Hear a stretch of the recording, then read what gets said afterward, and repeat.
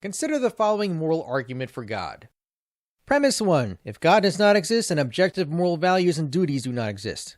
Moral objectivism says that there are moral truths that exist independently of our belief and perception of them. Premise 2. Objective moral values and duties do exist. Conclusion. Therefore, God exists. Notice that listing out the premises like this makes it easier to see the components of the argument. We can see that the argument is logically valid, that is, the conclusion follows from the premises inescapably by the rules of logic. And as always, a sound argument is just a valid argument with true premises. So, what about justification for those premises?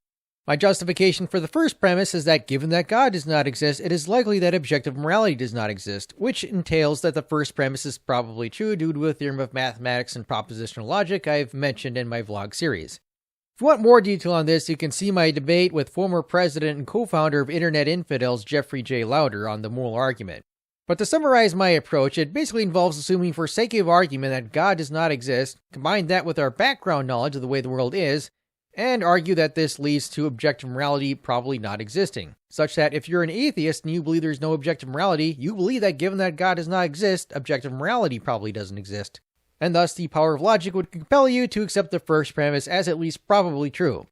What about justifying the second premise? Well, one way to show that there is such a thing as objective moral truth is to give a good example. It is morally wrong and evil for a man to torture infants just for fun, even if a baby torturer thought otherwise and killed everyone who disagreed with him. So here we have something morally wrong and evil, even if all human opinion says otherwise, and we have our example. I think this is pretty strong justification, because otherwise, what's the alternative? Are you going to believe this?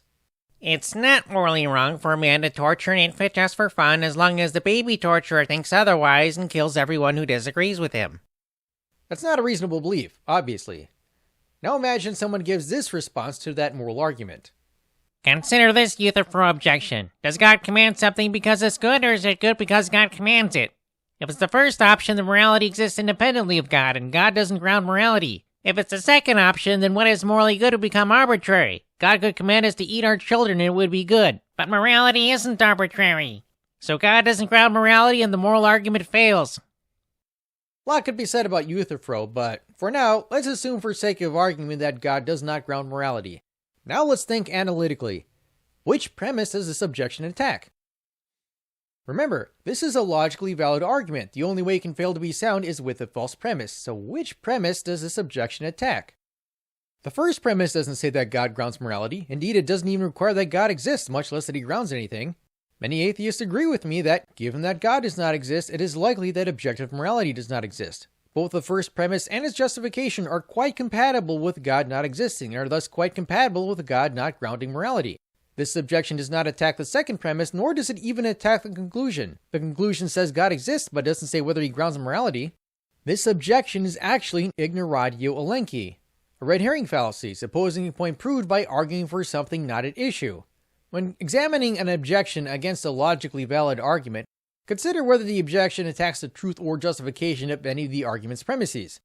Because if a valid argument's premises are justifiably true, then the conclusion follows inescapably, regardless of what else might be true. Such is the magic of logic. Thanks for watching. If you liked the video, hit the like button. If you want to see more videos, hit subscribe and ring the bell.